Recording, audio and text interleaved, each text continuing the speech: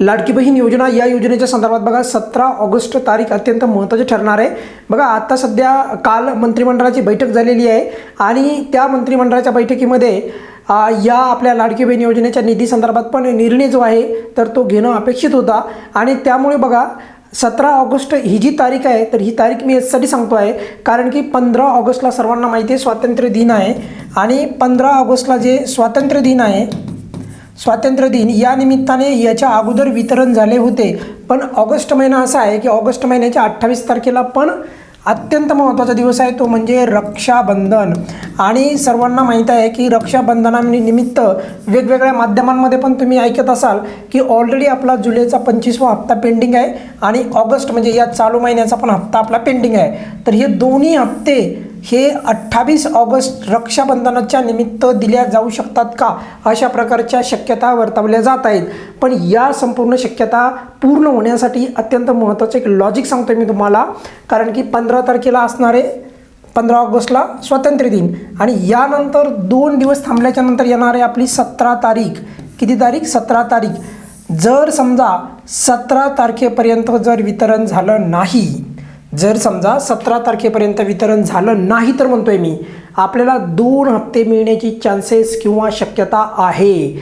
पण कधीपर्यंत जर 15 ऑगस्टला झालं तर मग एकच हप्ता मिळेल बरोबर आणि तरी पण आपण आपला ऑगस्टचा हप्ता रक्षाबंधनानिमित्त द्यावा अशा प्रकारची ती मागणी आपण करूयात। पण मात्र जर 15 ऑगस्टला वितरण झालं तर शक्यता फार कमी होईल मग पण मात्र 15 ऑगस्टच्या नंतरही वितरण झालं नाही आणि त्याच्यानंतर 17 तारीख आली तर सांगतोय मी तुम्हाला म्हणजे मध्ये 2 दिवसाचा गॅप यासाठी देतो आहे कारण की कोणतेही कारण नसताना 15 ऑगस्टपर्यंत जर वितरण नाही झालं तर याचा अर्थ नक्कीच दोन्ही हप्ते मिळण्याची शक्यता ही दाट आहे। तशा पद्धतीची गोष्ट घडू शकते कारण यापूर्वी पण 2-2 हप्ते खूप वेळेस 2-3 वेळेस मिळालेले आहेत त्यामुळे तसं घडण्याचे चान्सेस आहेत।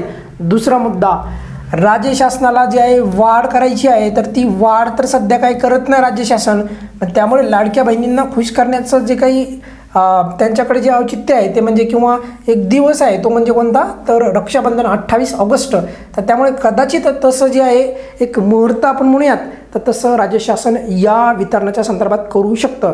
पण या संपूर्ण शक्यता जी आहे त्या 15 ऑगस्टच्या नंतर जरी वितरण झालं नाही आणि 17 ऑगस्ट तारीख आली तर समजा आपलं वितरण हे रक्षाबंधनाकडे जात आहे तर त्यावेळेस मात्र आपल्याला 2 हप्ते मिळण्याची शक्यता आहे अन्यथा एक हप्ता जो आहे तो आपल्याला 15 ऑगस्टपर्यंतच मिळेल पूर्वी ज्याप्रमाणे मी सांगितलं होतं त्याप्रमाणे। बघा मी जसं सांगितलं तुम्हाला दोन्ही हप्ते मिळणार का नाही तर हे सर्व 17 तारखेलाच कळेल। बघा आपल्याला 17 ऑगस्टला आपला जर समजा वितरित नाही झालं तर 2 हप्त्याकडे आपली लाडकी बहीण योजनेची वाटचाल होत आहे असं म्हणलं तर काही हरकत नाही। मंत्रिमंडळाची काल बैठक पार पडलेली आहे ज्याच्यामध्ये निधी वगैरे मंजूर होतो। ऑगस्ट 15ला स्वातंत्र्य दिन आहे त्याच्यानंतर 2 दिवसांनी 17 तारीख येईल आणि जर कोणत्याही कारणानिमित्त 2 दिवस म्हणजे 17 तारखेपर्यंत जर वितरण झालंच नाही तर सर्व चित्र क्लिअर होईल। 28 ऑगस्टला 2 हप्त्याचे वितरण होऊ शकते। मग अशा प्रकारची विथ लॉजिक मी यासाठी माहिती सांगतो कारण की 15 ऑगस्ट ही स्वातंत्र्य दिनानिमित्तची अगदी फेवरेट तारीख आहे शासनाची।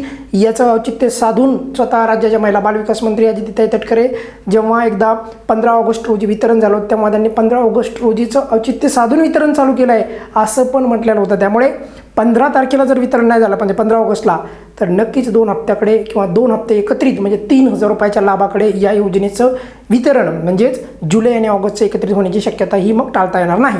पण तरी देखील आपल्याला 17 ऑगस्टपर्यंत वाट पाहावी लागणार आहे किंबहुना त्याच्या अगोदर जर समजा आपल्याला लवकर 15 ऑगस्टला वितरण झालं तर मग मात्र शक्यता कमी होऊ शकतात।